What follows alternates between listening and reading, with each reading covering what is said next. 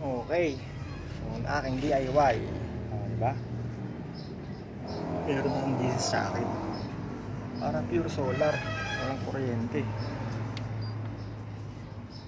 Wala na siya, 12.4. 12.4. Tapos, ito yung nabili ko ng 1.5. Ayan. Ang nabili kong 1.5, ito, mabuo to. 4.8. 2.5 AH. Pero walang paggagamitan nito kasi malaki. Mga ganito ginagamit ko. Ito yung mga may issue. Ito okay to. Kaya lang, may ulo. Hindi ko rin magagamit. Meron pa nito. Kasi ito okay to. Kaya lang 1.2 lang to. Kasi ito yung mga ito yun. Ang nakuha ko sa 1,500 na binili kong ganito as is. Ayan. 135 pieces. Diba? Tapos sasama ko pa yan. Nakakagawa ko ng 100 AH mahigit.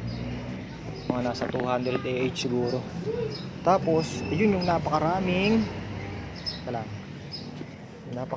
mga reject. Ito, karamihan may mga kalawang. Kaya hindi ko na siya kinuha. Diba walang voltage? Yan eh. Madami yan.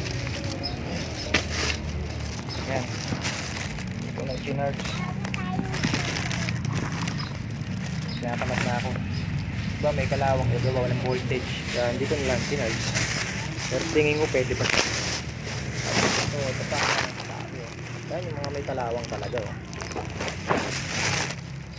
Palayan ng mga kalawang. Diba pala rito mga mabababang capacity. Mga 1,500, 1,200 mAh. Yan. Ito, patapon na lang. Ito lang. Salamat mga ka-DIY.